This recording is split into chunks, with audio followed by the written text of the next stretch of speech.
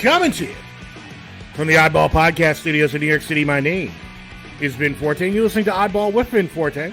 Go follow the show over on YouTube, youtube.com/@Oddball Podcast.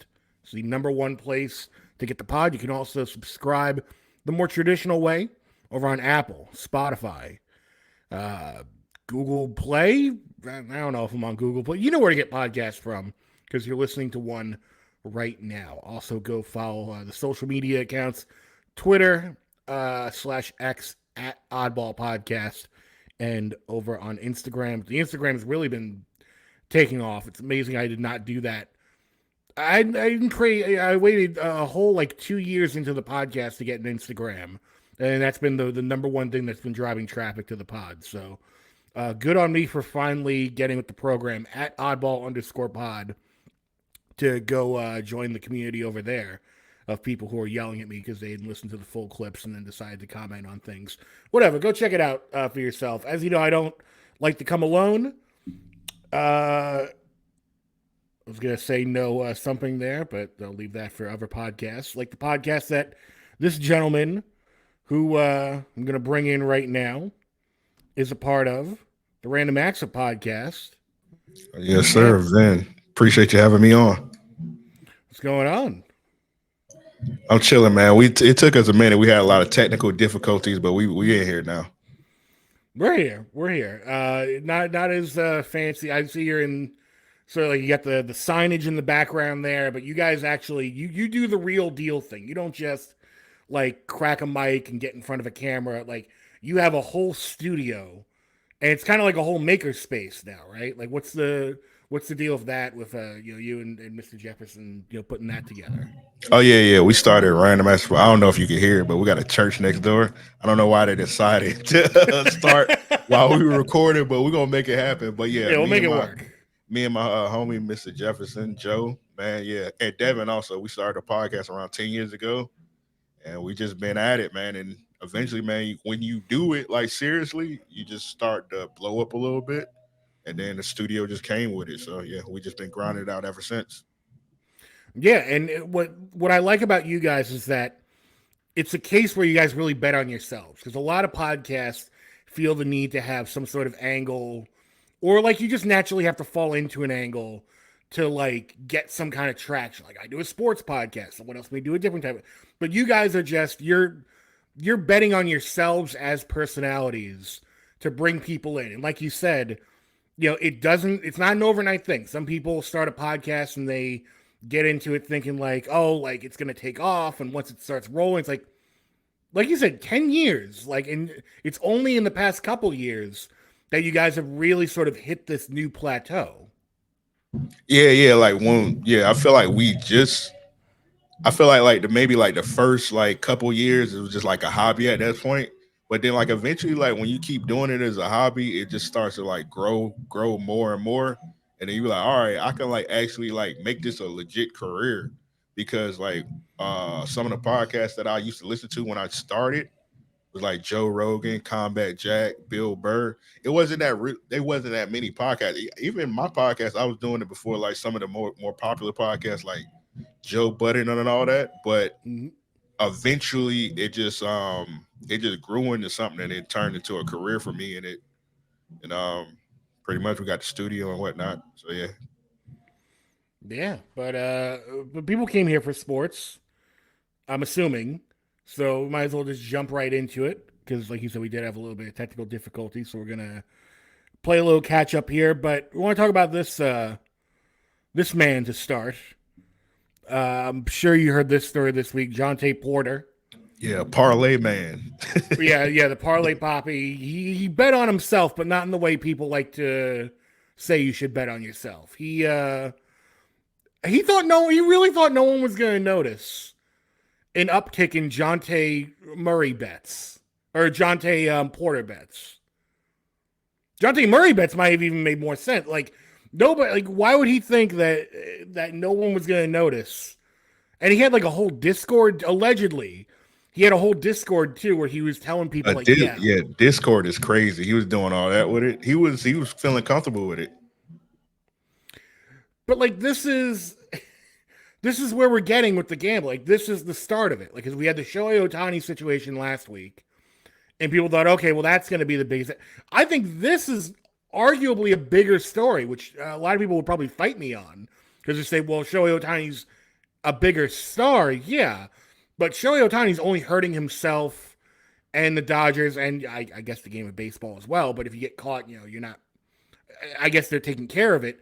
This is the kind of thing that, yeah, they caught Jontay Porter today, but what about all the kids in college? Can you catch all of them? Because there's what, like 360 something Division One colleges that people are betting on in terms of basketball alone. You can't catch everyone.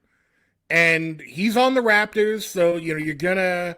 There's a small selection of NBA teams where the betting parlors, they can see an uptick and go, wait a minute, what's going on here? Why are we paying out all this money for Jontay Porter?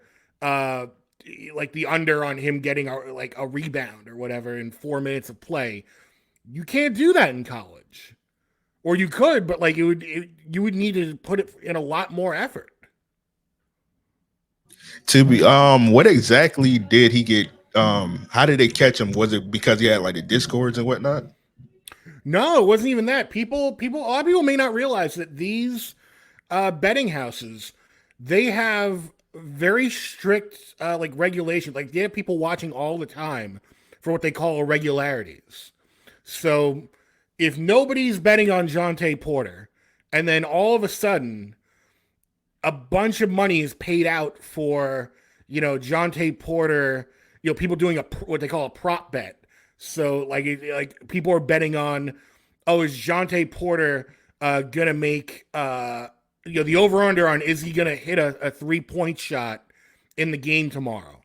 Well, again, if you're betting on Steph Curry to do that, that's a legitimate bet because you know that eventually, like, he's getting enough playing time that you actually can't really. He's probably not gonna be able to sway the betting odds that much. But if you're Jontay Porter and you're only getting 4 minutes a game tops, and you're betting the under, and you're telling people to bet the under on Jontay Porter making a three, that's easy enough to fudge. Like he did, and that's exactly what he did because he got in for a couple minutes, made sure he didn't make a three, and then basically said, "Oh, my eye hurts. I have an aggravated eye injury," and they took him out. He made sure to get himself out.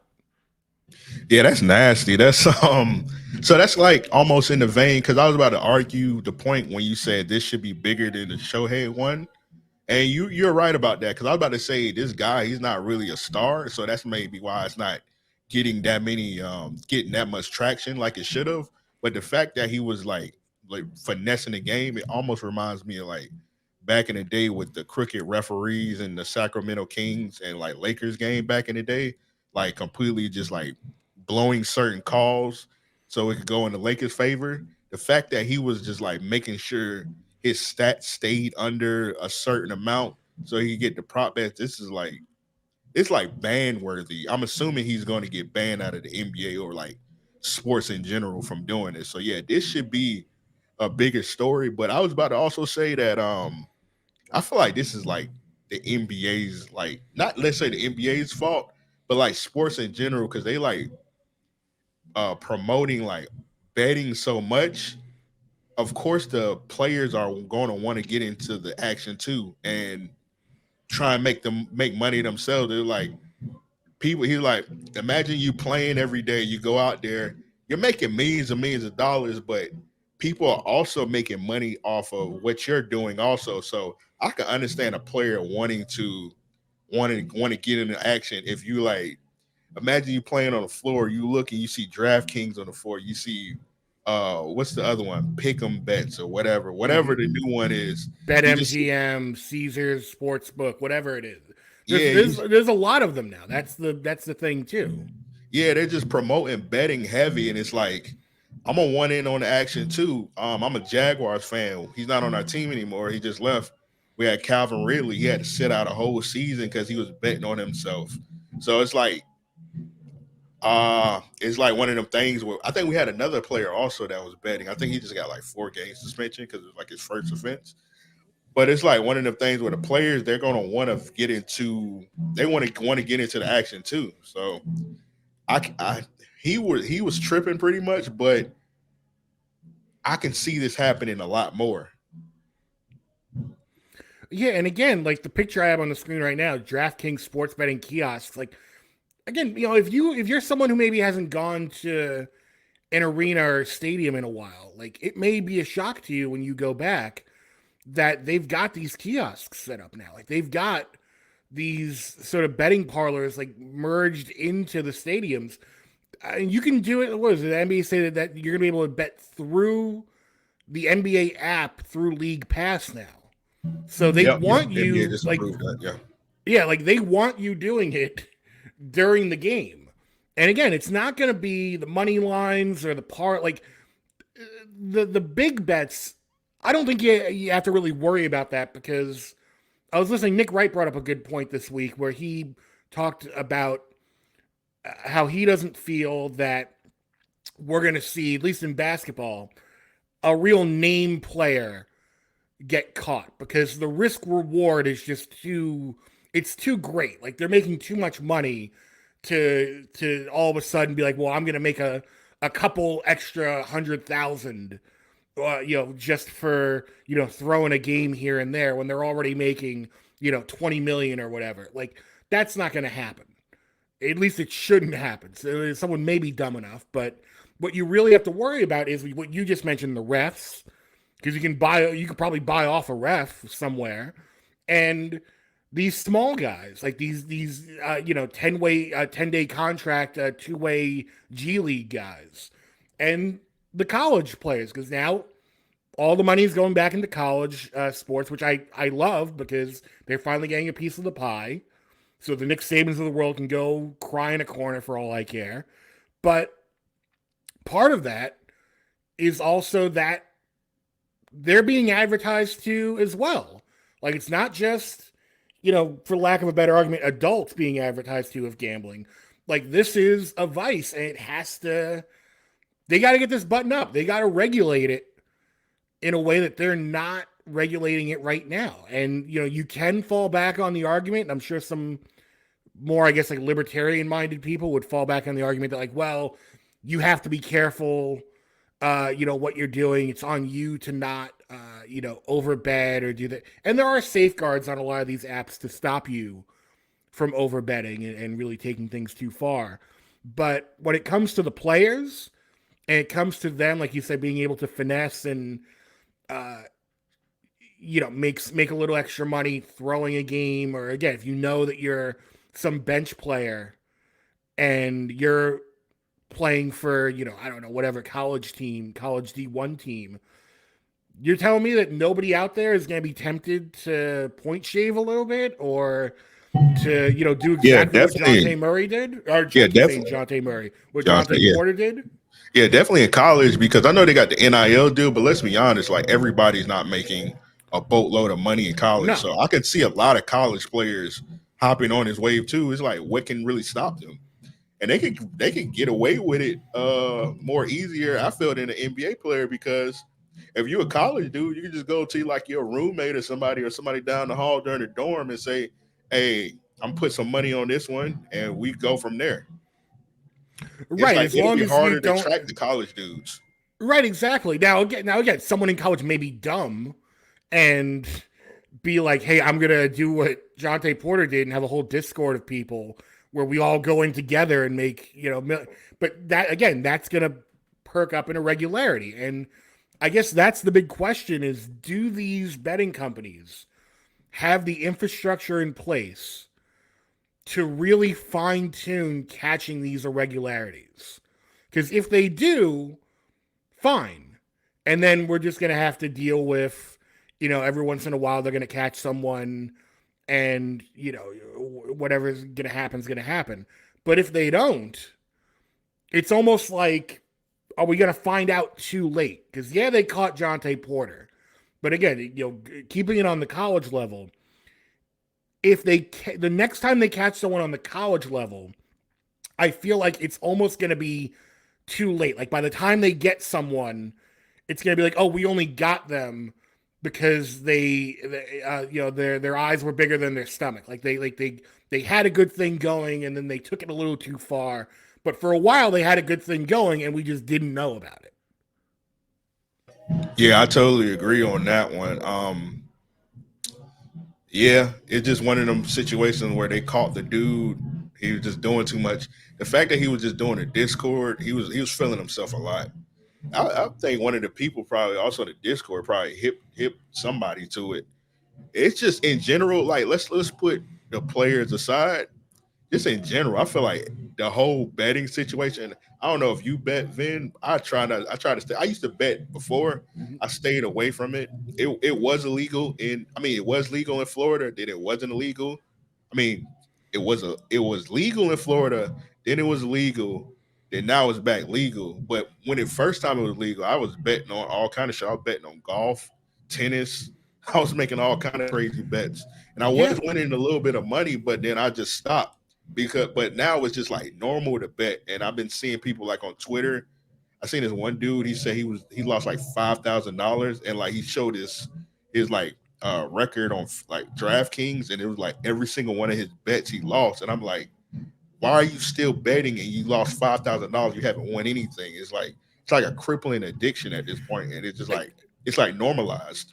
Well, yeah, it's the temptation because when you think betting, and again, for someone who's maybe like a neophyte who's not really into these apps, you may think, okay, like I'm gonna get on this app and I'm gonna bet what they call the money line, or I'm gonna bet like basically just betting on the general game. Like this team's gonna win. This guy's gonna score an over under of points.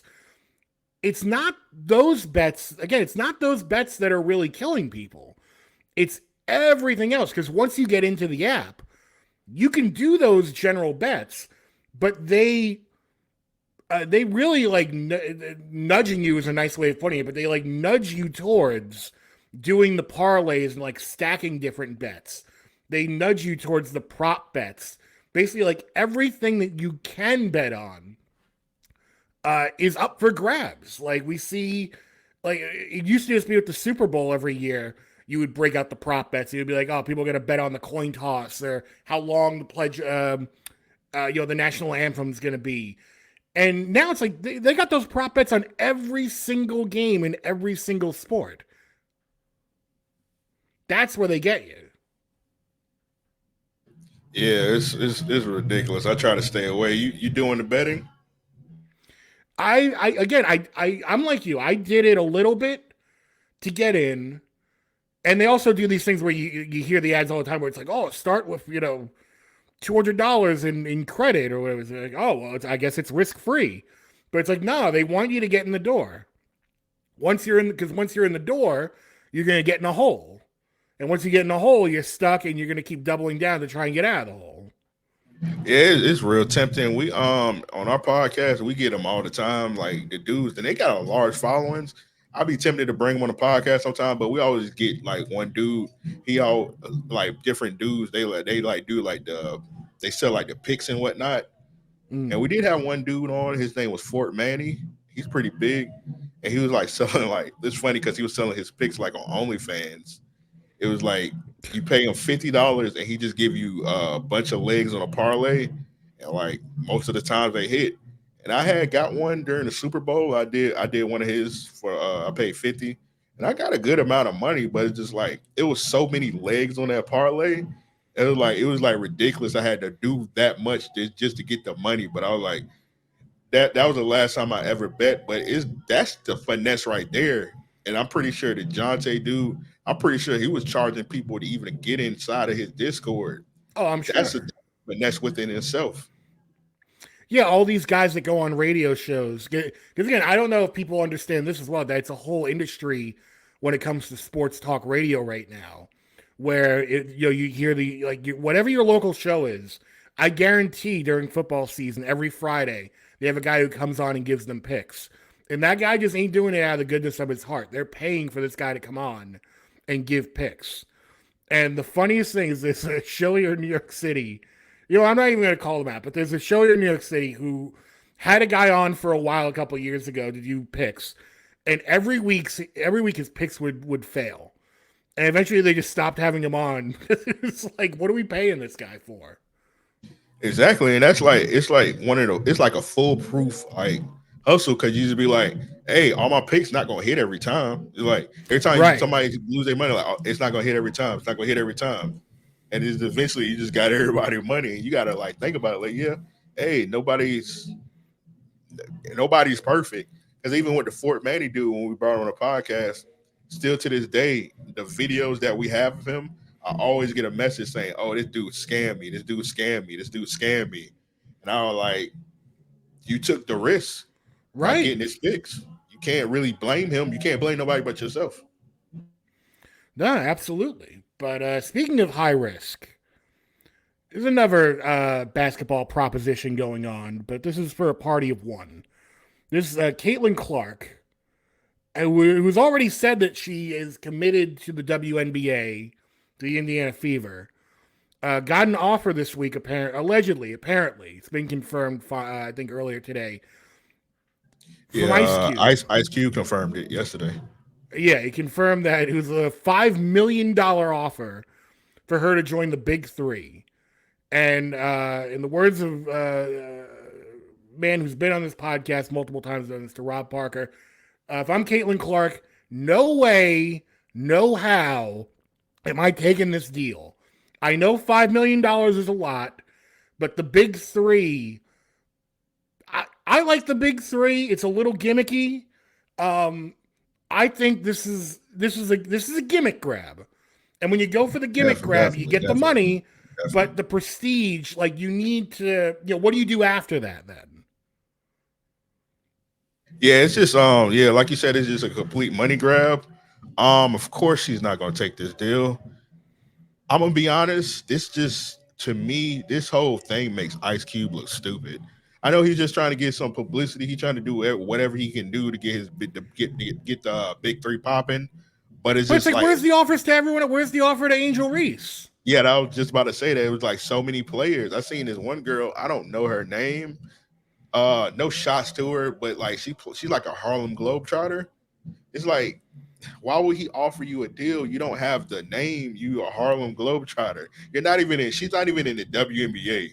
She can't even make Right. the WNBA. She's a Harlem Globetrotter player. It's like, why would he? He's not about to offer you $5 million. So I can understand why he did it to Caitlyn, but you got to offer other people. Like, what was Sabrina's offer? I know some people was trying to make it like a race thing, which it could kind of turn into a race thing, but it's white players also that he could have, like I said, Sabrina, he could have gave her a deal. It's all kind of players he could have like offered a deal to, because these WNBA players, they're still playing overseas. The deal you Like why get, not do a whole why not say you're going to do a whole yeah, division of the Big Three? exactly. Add a female player to each team. You could do it that way. So these girls don't have to play overseas. Instead of playing overseas, they just play for the big three during the off season. Yeah. No, you're 100% correct. And again, like I get the race aspect. I totally get the race aspect, because it's like all of a sudden you're giving Caitlin Clark $5 million, but there were, again, we just Angel, like, Juju, like, you're not going to give her money. Like, I know she's a freshman, but like, she could play during the off season, and you're allowed to give college students money now. Like, so for it to only be Caitlin Clark, I don't think he was thinking about the race aspect. I honestly think he just saw like she's the biggest fish in the pond right now. Yeah, she might be the biggest female college player ever. So I can understand. Yeah. But again, like I just keep going to the fact that it's a gimmick. Like, again, it'd be one thing if he was like, listen, I want to bring Caitlyn in, and we're gonna spearhead, like we're gonna take this Big Three thing to the next level. We're going to have a men's division and we're going to have a women's division. Or we're just going to start bringing in female players, and we want Caitlin Clark to be the first. But because it's just her right now, and he hasn't made any overtures to anyone else, it's going to be a gimmick. When you have an entire league of men, and now you're bringing in one woman, she's going to stand out for better and worse. Definitely. Like I said, just add one woman each team, make it work. It's like, man, you gotta get that same contract. You gotta get Angel one, you gotta get Fly J one. Who else? Yeah, Juju. You gotta get Juju one. If you want to make it like seem like legitimize it or whatever, you gotta like make it make sense. This doesn't make sense. It looks corny to me. I could understand Ice Cube. I don't think he was being malicious with it, but it just looks lame No. giving her this money. Well, how do you feel about the big three in general? Because for the past couple of years, I've sort of not touted the big three, but I've been like, you know what, this is a good sort of like summer league kind of like, okay, when we don't have regular basketball, like I could get down with some big three. Like it has that vibe to me. I've said this on the pod in the past, where like remember Saturday afternoons when like cartoons would be off, and then all of a sudden you'd see like bowling on in the afternoon on like ABC. It'd be like, yeah, let me, Yes, you know same what, yeah, let me vein. watch. Volleyball. Yeah, exactly. Volleyball, bowling. It's like, yeah, let me watch that for a bit. Like this fits right in with that. Like I could watch a bunch of big three games. But the more they seem to be getting popular, the more they also seem to be adding gimmicks. Like I was watching last season, I think they introduced it the season before, but like they now have like sort of like hot spots on the court or like fire spots where like, oh, you get like an Yeah. extra, you get like an extra 2 points if you shoot it from here. Like, and it just feels like it feels like they never got out of the gimmick mode. Like they still have all barnstorming teams. They don't have like teams. Barnstorming teams, for those who don't know, basically means like no team is set. Like there's no New York something or others. There's no Philly whatevers. Like they're just all kind of like generic teams. And I think they need to like crack down on that a little bit too, and like start planting their feet, planting their roots down somewhere.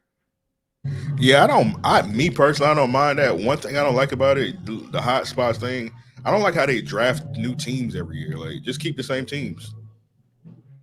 Yeah, that is true. They do, do draft new teams every year.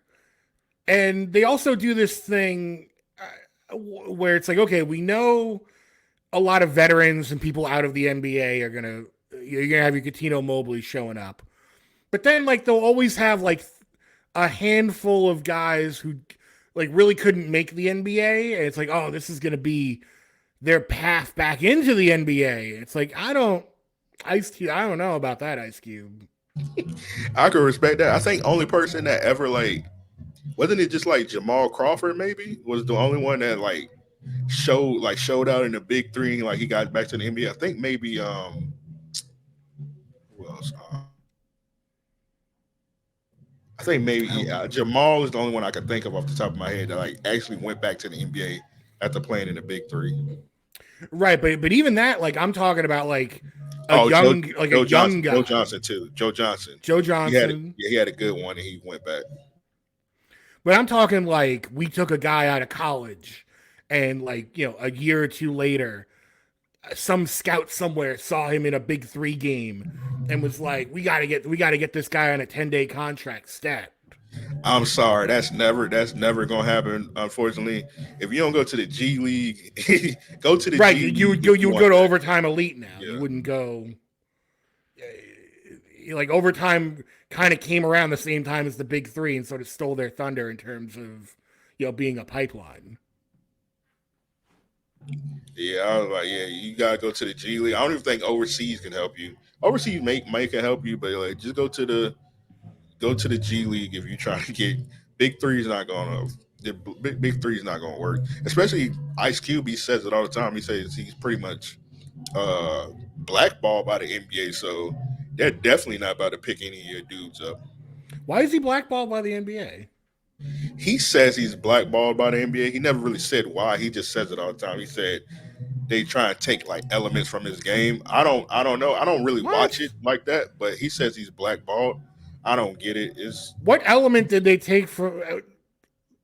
I don't know I what don't know. element they took from the big three. It's not like it's kind of like he's I guess he's trying to compare it to like so the XFL, the NFL takes shit from the XFL all the time. Now they're taking elements from the XFL. I don't think NBA is taking anything from the big three. So I don't know. I don't know. Ice Cube's got a. And also, all the big like retired dudes that he had in the league, they don't even really play for him in the big three no more. Cause like a lot of them No, they're all dudes, coaches. yeah, they either coaches or they got like a ESPN gig or something where they don't even need to do big three no more. Yeah, I mean the biggest moment in the big because one of the first years they did, Iverson was in the big three, and that was like a big moment. Like, oh my god, if we Yeah. can get guys like Iverson out here, but then like Iverson didn't stick around, so it was like, I guess he kind of tried it on and was like, screw this. Yeah, Iverson get money from Reebok right now, so he ain't playing for nobody. You know what Oh, they should? he's got the greatest contract in the world of Reebok. Yeah, he got a I think him and Shaq is like the CEOs or some shit, like presidents now or something like that. Yeah, but I don't know if you remember when he signed with Reebok, he has basically a lifetime contract. Like he for Oh yeah, the he was pension. Yeah, yeah, yeah. yeah, like he basically foregone like he gave up a lot of money up front to get all the money on the back end where it's like I forget the exact amount, so don't quote me on this, but it's something like it's probably more than this, but it's something like, let's just say $500,000 every year for the rest of his life from the age of like 55 onward or something like that. Yeah, it's like towards the millions. It's like it's two different tiers to it. It's like he's gonna get an amount, but like one of the stipulations, I don't know if you like ever like actually looked at the deal for real. One of the stipulations is he has to stay with his wife to get the max amount. Hey, that's one way to make sure the marriage holds together. Yeah. I don't know if he's still with her or not. I don't know. But I know Uh, one of the stipulations was he had to stay with his wife at the time.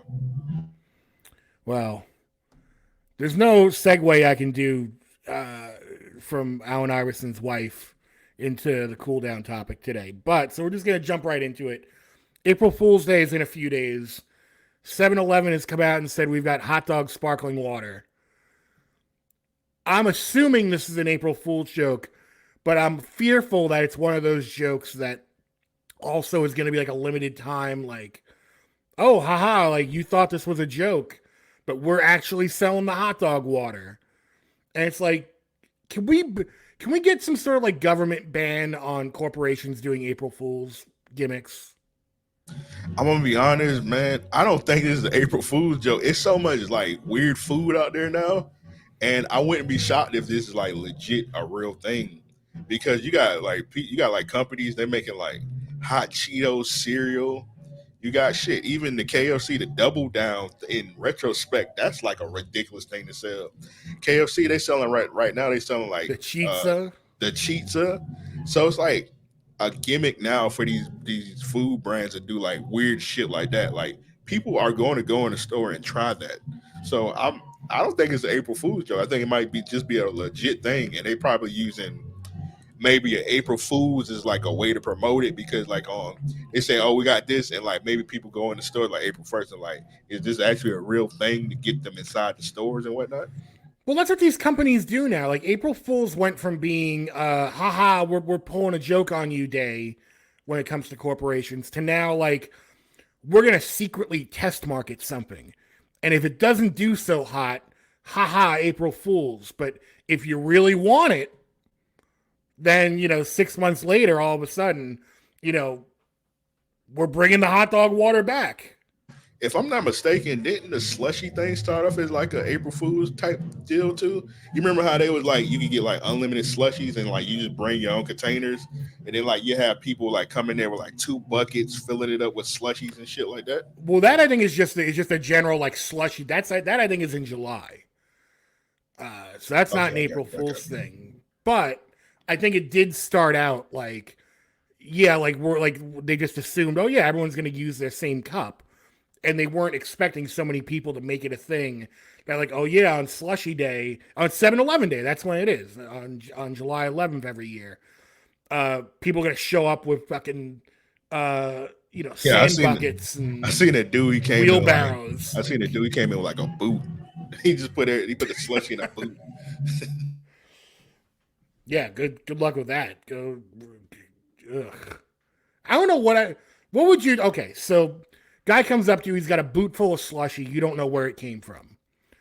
And the other hand, he's got the Big Bite 7-Eleven hot dog sparkling water. You've got to take three big chugs of one of them.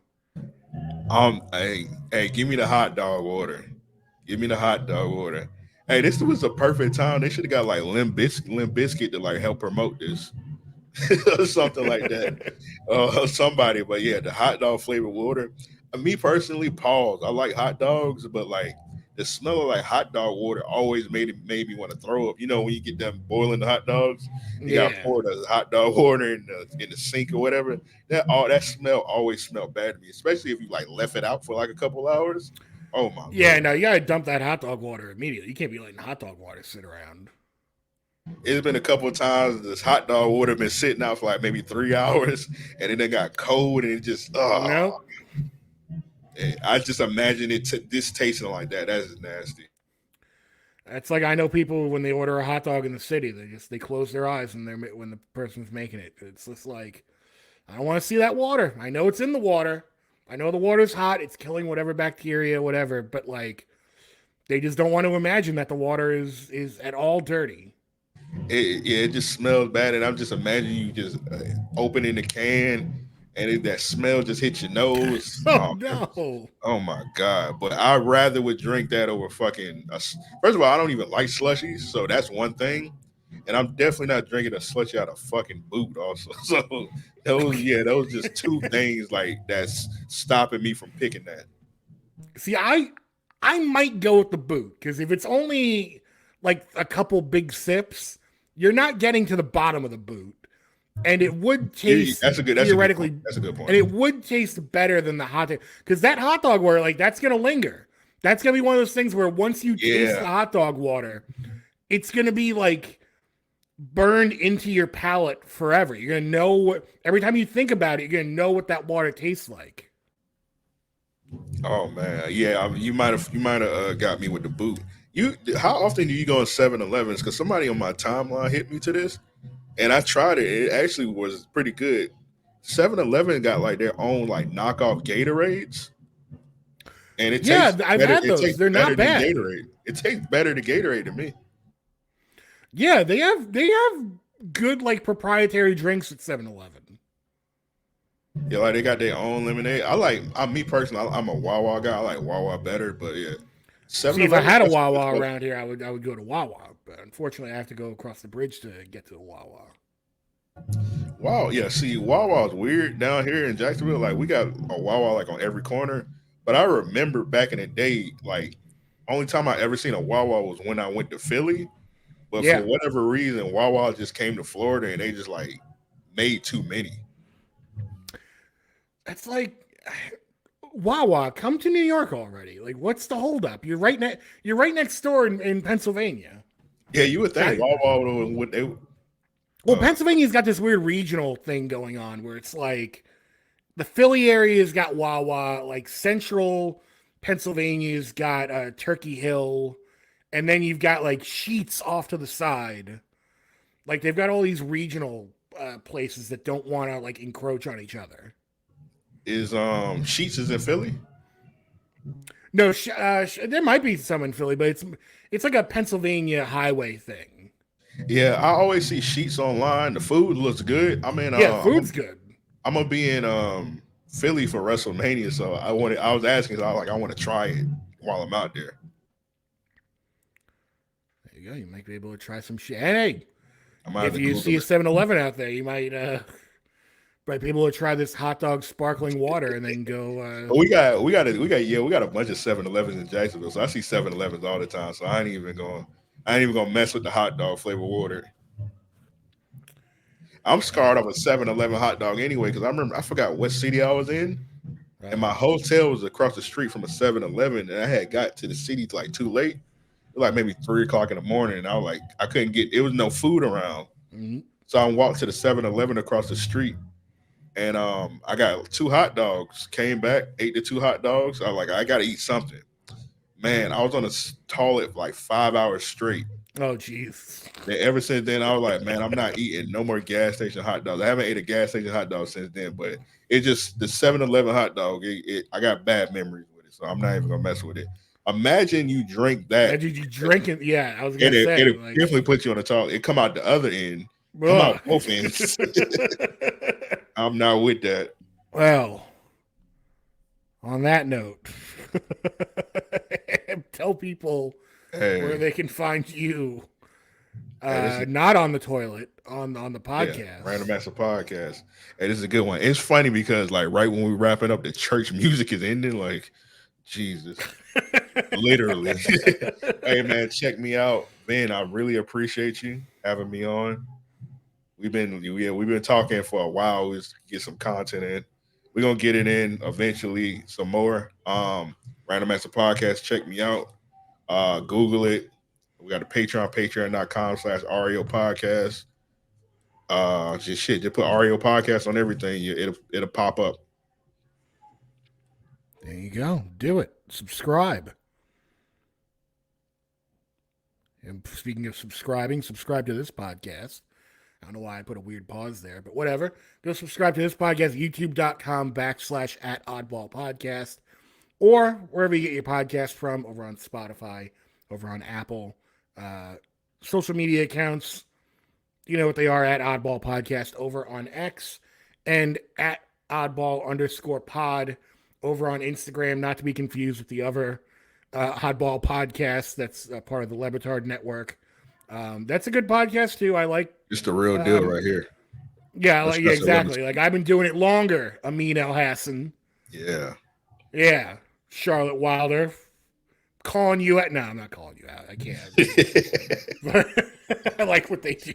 But yeah, go subscribe. You know where to do all of that. And with all of that said, do I have any sound? I got this sound effect board, and I've not been using it the past couple weeks. What do I even have in here? I keep forgetting. What is this? Aki Way? What's Oh, okay. That's what that. Maybe I'll get rid of that one. That's a good one. Is that Stephen A? No, that's the announcer for the Hornets. Oh yeah, that guy's pretty funny. Yeah, he just orgasms at everything. Oh, this one's a keeper. I'm keeping this. You're a real crumb bum. There we go. Which one is that? Where's that from? That's just an old clip from the 70s of like a news reporter hounding someone who they're trying to get an interview with, and the guy doesn't want to deal with him. And he's like, you're a real crumb bum. All you news reporters, like I would take you out back and fight you right now. And that's a good one. You can never have too. You can never have too many. No, and then this final one I think is Doug Collins doing Birdman. What happened to that boy? What happened to that boy? I don't know why I have. There was a reason I put that one in there a couple weeks ago. That's a good one. I forgot now. I got our soundboard. I don't know if you can hear it, but we got this legendary one. Green ass nigga. Well, that's a first for this podcast. If you're listening, I didn't say that. My bad.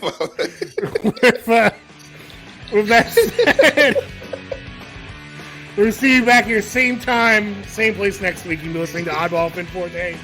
My name is Vin Forte. I didn't say that.